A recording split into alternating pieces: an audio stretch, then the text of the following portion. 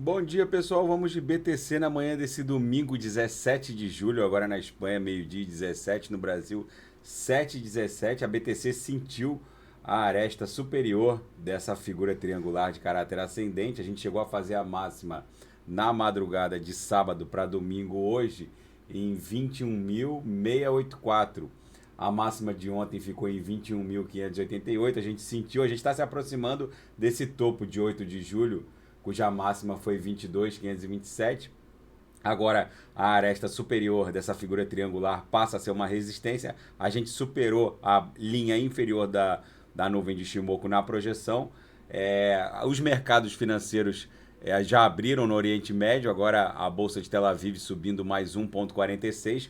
Pode ser um indício um prenúncio do que vai ser a abertura dos futuros, principalmente de Nasdaq, que tem um efeito mais impactante aqui no comportamento da BTC.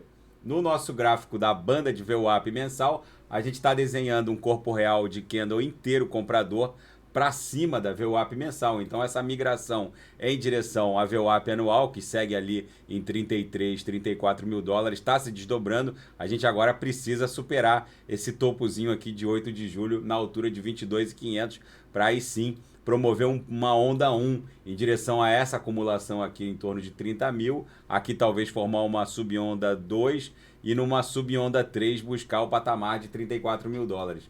No intraday tá dando bons trades. Vocês vejam que a gente esgarçou a upper, voltou para ver o up em 3 ondas e agora a gente deve buscar a lower e vai dar boas entradas na sala de sinais daqui a pouco. Gente, tem muita coisa acontecendo.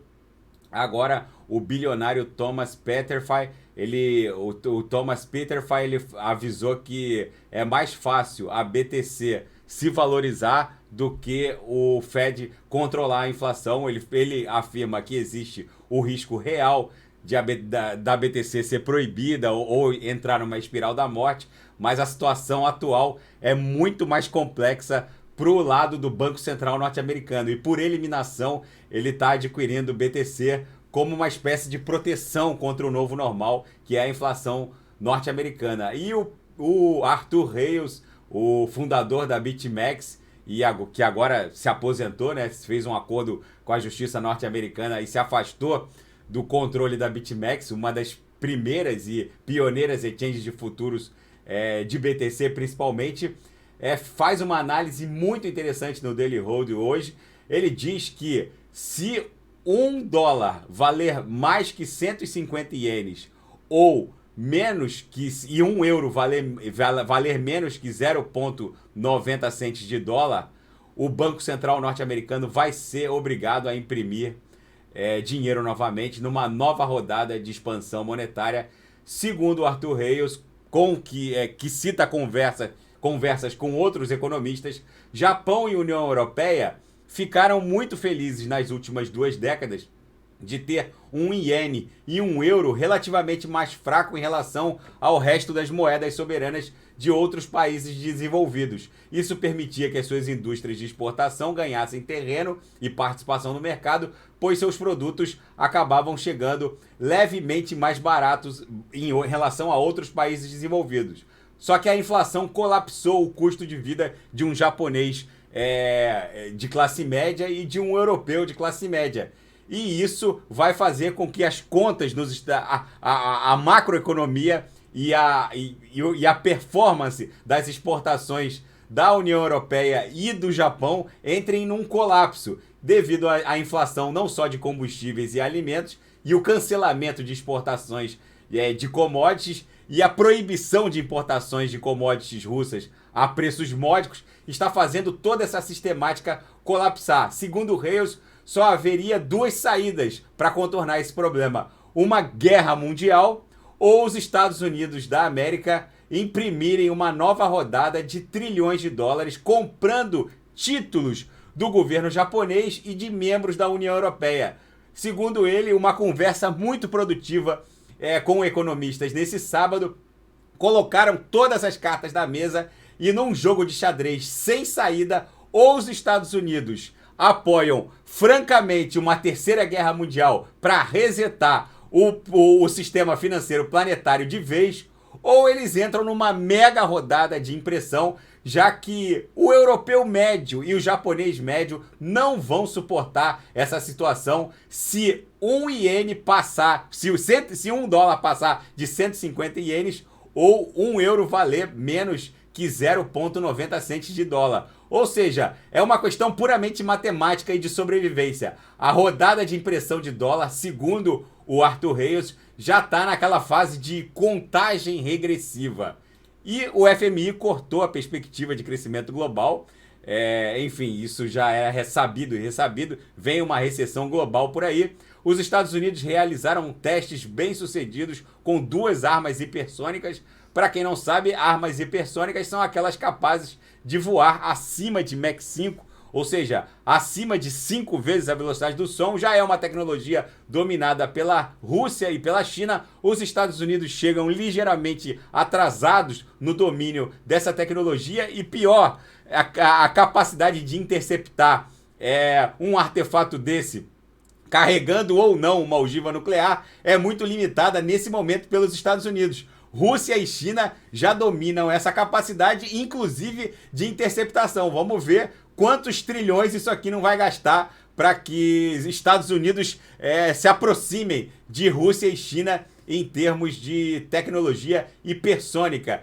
E essa série de sanções impostas contra a Rússia está criando uma nova rota da seda envolvendo o Irã. Agora, uma mega estrutura de atracamento no Mar Cáspio está fazendo com que a Rússia tenha acesso ao Golfo Pérsico através do Irã. O Irã é banhado ao norte pelo Mar Cáspio e ao sul pelo Golfo Pérsico.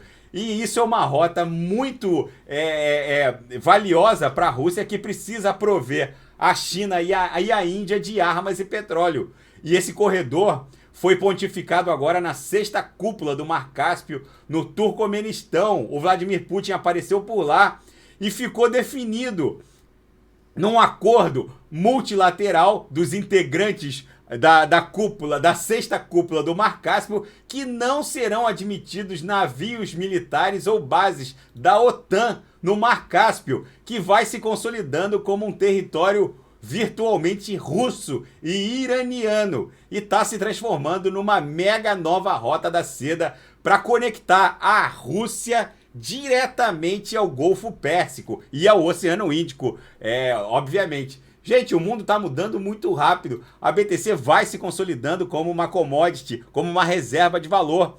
E eu, na minha leitura, considero uma absoluta insanidade vocês desembarcarem do mundo cripto nesse limbo em que ele se encontra. É óbvio que muitos analistas especulam a possibilidade teórica da BTC ser proibida, mas na minha leitura a pasta já saiu do tubo. Um mercado que já valeu quase mais de 3 trilhões de dólares, agora recuou para um pouco mais de 1 trilhão de dólares, não tem mais como ser proibido, só há uma saída regulamentar, e isso vai acabar aportando mais capital institucional, levando a BTC em direção a 1 milhão de dólares. E o Arthur Reis agora pontificando a tal da contagem regressiva para uma nova rodada de impressão de dólares, tão logo $1 ultrapasse 150 ienes ou €1 passe a valer menos que 0,90 centes de dólar, segundo ele, isso aqui é um jogo de xadrez absolutamente previsível, com uma resposta puramente matemática.